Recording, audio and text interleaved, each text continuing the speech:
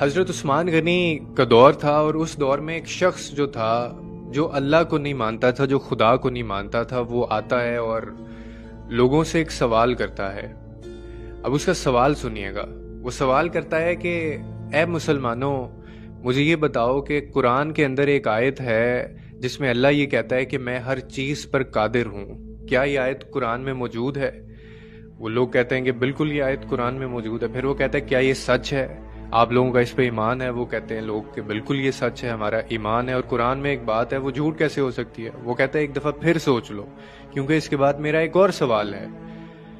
وہ کہتے ہیں کہ جی بالکل ہم اس پہ ڈیڈ شیور ہیں کہ یہ سچ ہے اور ہم اس کو مانتے ہیں۔ پھر وہ جو بندہ تھا جو خدا کو نہیں مانتا تھا، وہ مسلمانوں سے سوال کرتا ہے۔ اب اس کا اگلا سوال سنیے گا۔ وہ کہتا ہے کہ اگر ایسا ہے تو کیا خدا اگر ہر چیز پر قادر ہے تو کیا وہ اپنے جیسا خدا بنا سکتا ہے؟ اب بڑا عجیب سوال تھا، اور اس پہ لوگوں کا جو ہے وہ ریاکشن یہ آیا کہ اگر لوگ کہتے کہ ہاں ایسا ہے تو پھر توحید خطرے میں تھی، اور اگر لوگ کہتے کہ ایسا نہیں ہے تو پھر قرآن خطرے میں تھا۔ تو فیصلہ یہ ہوا کہ اس بندے نے جو یہ سوال کیا ہے اس کو قتل کر دیا جائے۔ جب انہوں نے ایسا بولا لوگوں کو، تو وہ جو شخص تھا جو اللہ کو نہیں مانتا تھا، اس نے کہا کہ ایسا کرنے سے میرا سوال زندہ رہے گا، میں بے شک رہوں نہ رہوں، میرا ایک نظریہ جو ہے اور میری ایک جماعت بن جائے گی، اور یہ سوال لوگوں تک بھی پہنچے گا، اور بہت سارے لوگوں نے یہ سوال سنا ہے اور آپ اس کا جواب مجھے نہیں دے پائے، تو یہ سوال ساری زندگی زندہ رہے گا اور لوگ یہ پوچھتے رہیں گے اور آپ کس کس کو قتل کریں گے۔ فیصلہ کیا گیا کہ اس شخص کو قتل نہ کیا جائے۔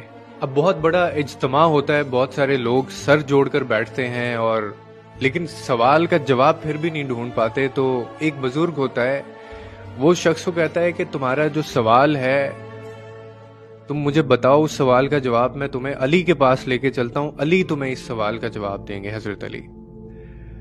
اب وہ ضعیف جو ہے وہ لے جاتا ہے اس شخص کو، اور بہت سارے لوگ ہجوم اکٹھا ہوا ہوتا ہے۔ تو حضرت علی جو ہیں وہ کہیں پہ گئے ہوتے ہیں، جب وہ واپس آتے ہیں تو دیکھتے ہیں اتنے سارے لوگ جمع ہیں، کیونکہ سوال ہی ایسا تھا، اور سوال سے زیادہ لوگوں کو بے چینی اور کیوریوسٹی یہ تھی کہ جواب اس کا کیا ہوگا۔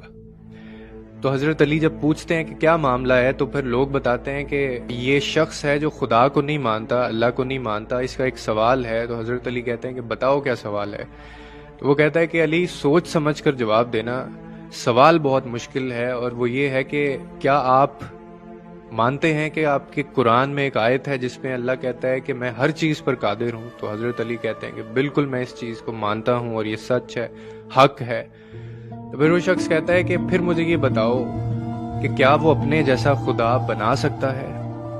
تو حضرت علی اس سوال پہ مسکراتے ہیں، اور وہ کہتے ہیں کہ پہلی بات تو یہ ہے کہ کوئی آج تک ایسا سوال نہیں ہوا جس کا جواب میں نہ دے سکوں، اور تم نے مجھے اس سوال کا جواب دینے کے لیے باہر بلایا ہے، اب تمہیں میں اس کا جواب دیتا ہوں۔ پھر وہ شخص کہتا ہے کہ بتاؤ پھر اس کا جواب کیا ہے؟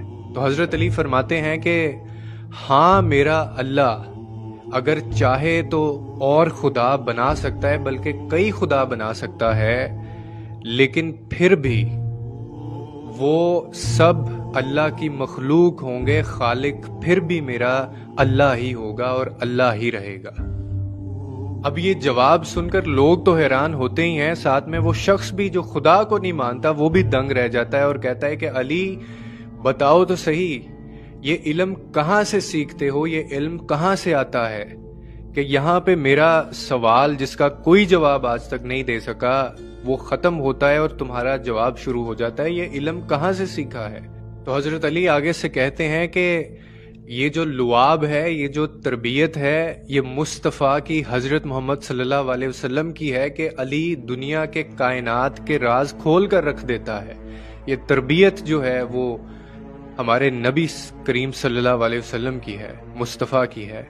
وہ شخص آگے سے چیخ کر بولتا ہے کہ جس کی تربیت سے، جس کے لعاب سے علی بنتا ہے، وہ خود کیسا ہوگا؟ اور پھر آگے کہتا ہے کہ اس مصطفیٰ کا جو خدا ہے وہ کیسا ہوگا؟ تو یہ لوگ تھے، اور یہ ان لوگوں کی تربیت تھی، اور وہ جب جاتے تھے، جب وہ بات کرتے تھے تو بے شک کوئی شخص جو خدا کو نہیں بھی مانتا تھا وہ مجبور ہو جاتا تھا اس چیز پر کہ وہ خدا کو مانے اور ان کے آگے بو ڈاؤن کرے۔ اور سب سے بڑی بات کیا تھی کہ جس طرح سے اسلام انہوں نے پھیلایا تھا، جس کردار کے ساتھ اور جس لیگیسی کے ساتھ، یہ طاقت تھی ان کے پاس کہ کوئی بھی شخص ان کے آگے سامنے ہوتا تھا تو وہ ٹھہر نہیں پاتا تھا۔ یہ شان ہے میرے اللہ کی، اور یہ شان ہے میرے نبی پاک صلی اللہ علیہ وسلم کی، اور پھر ان کی جن کی انہوں نے تربیت کی تھی۔ امید ہے آپ کو اس واقعے سے کچھ نہ کچھ سبق ضرور ملا ہوگا، اور آپ کو پتہ چلا ہوگا کہ ہم جس کے امتی ہیں اور ہمارا جو خالق